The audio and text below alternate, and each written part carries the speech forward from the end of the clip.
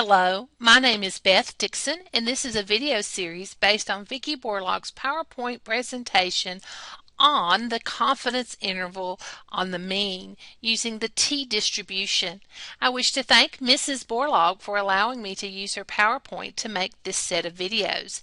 This is part 2 of the series, and so we are now ready to do an actual confidence interval on the mean using the student t-distribution.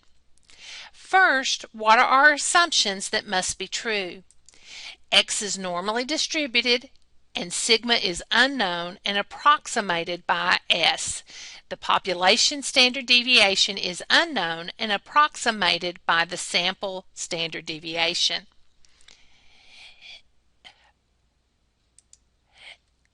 If X is not normally distributed, we can also, that was kind of said backwards, so let me start over. Also, we can use this method if it's not normally distributed if n is greater than 30. Why? Because the central limit theorem tells us that the distribution of the sample means can be approximated by the normal distribution for a large sample size, large being n greater than 30. Here are our formulas. E, or the margin of error, equals t sub alpha divided by 2 times S divided by the square root of n, and X bar plus E will give us our upper confidence limit, and X bar minus E will give us our lower confidence limit. Upper confidence limit, lower confidence limit. Let's start with our example. Weights of women who join a health club are normally distributed. 7 women are randomly selected and their weights in pounds recorded. Construct a 99% confidence interval on the mean.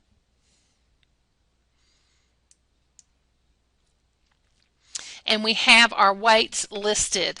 We have the weights of 120, 135, 150, 125, 170, 185, and 110. So we have those 7 weights. To find those weights, we will put our data in list 1 and then do 1 var stats. I will not take the time to go over on how to do that. I do have previous videos on that method, but that does give us a sample mean of 142.1429, a sample standard deviation of 27.5162, and yes, our sample size is 7. Notice that Ms. Borlaug has written that important information at the top of the page. We are now ready to begin our problem, and notice what the directions ask us to do. Construct a 99% confidence interval on the mean. To construct a confidence interval on the mean, we need our formulas. Since we have a small sample size and it is normally distributed, and we do not have the population standard deviation, we will use the t-distribution. The first thing we want to find then is our t sub alpha.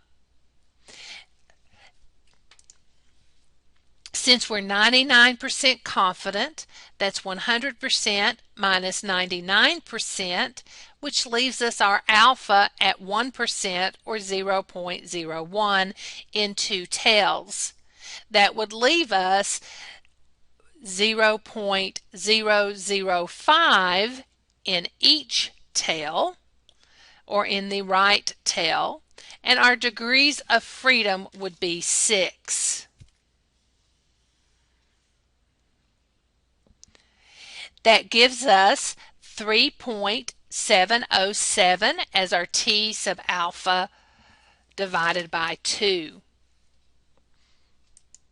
Plug that as well as S and N in our formula and do the arithmetic, and that gives us 38.5533. The next step is to take x bar plus the error and x bar minus the error. Plugging in x bar and the margin of error we just calculated gives us 180.6962, and 142 minus the 38, and no, I did not read out the entire decimals, gives us 103.5896. Remember that our original data was whole numbers, so Ms. Borlaug rounds to one more place than your original data. So our answers are our upper confidence limit is approximately 180.7, and our lower confidence limit is 103.6. Remember that we want to write a sentence. For Mrs. Borlaug, your answer is not complete unless you can describe what you have actually found. And what we can say is, I can say with 99% confidence that the mean weight of women who join the health club is between 103.6 and 180.7 pounds. Here is a second example. A random sample of dogs is taken and the length of time in minutes required to teach the dogs to do a trick is recorded. Construct a 90% confidence interval on the mean time to teach the dogs the trick. And instead of giving us numbers, it gives us x bar, or the sample mean, equals 26.7, s, or the sample standard deviation, equals 4.2, and n equals 39. We are going to use the student t-distribution. Why is it acceptable to use the t-distribution if we do not know the x's are normally distributed? Notice it did not tell us that the x's are normally distributed. Answer: because the central limit theorem tells us that the distribution of the sample means can be approximated by normal distribution for a large sample size. Again, what do the directions tell us to do? They tell us to construct a 90% confidence interval. Because we're constructing a confidence interval, we need the error formula and x bar plus and minus the error. The error formula, the first part of that, asks us to find the t sub alpha divided by 2 times s divided by the square root of n. Since we are 90% confident, that leaves alpha is equal to 10% in 2 tails.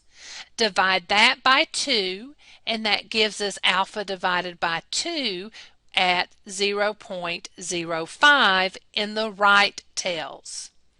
Our sample size is 39, so the degrees of freedom is 39 minus 1, or 38.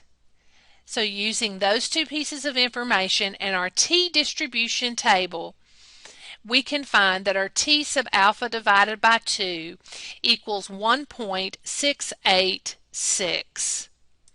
Plug that in, as well as the standard deviation of 4.2 and our sample size of 39. Multiply and divide that out on the calculator, and we get an error of 1.1339. Take your x bars, 26.7, and add 1.1339 and subtract 1.1339, and that gives us as our upper confidence limit 27.83339, and we will round that to the same number of decimal places as our X bar, our sample mean. We do not know how many decimal places our original data is, so Ms. Borlaug rounded this to the same number of places as your sample mean. For the lower confidence limit, X bar minus the error gives us 25.5661, which rounds to approximately 25.6. Before I proceed to the sentence, let me pause here and remind you to always follow your teacher's rounding rules and not the rounding rules I use here on the videos. Teachers use different rounding rules, and I'm following Mrs. Borlaug's because she made the video, or the PowerPoint. I'm making the video. So we need a sentence. I can say with 90%, notice what changed there, confidence that, and then this time we're talking about the mean time to teach a dog the trick is between, and we put our lower and upper confidence limits in of 25.6 and 27.8 minutes. Don't forget your units. Here is a class activity for you to try.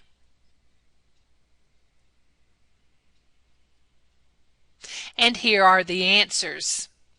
Remember that you will not receive full credit if you're doing this for a quiz if you do not show your work and you do not write your sentence. I'm providing the numbers here as a way for you to check your process and your accuracy. This concludes the videos on this PowerPoint. I hope this set of videos was helpful. If you need any additional help and are a Walter State student, please feel free to stop by and see me in the Math and Behavioral Social Science building, room 222. Thank you.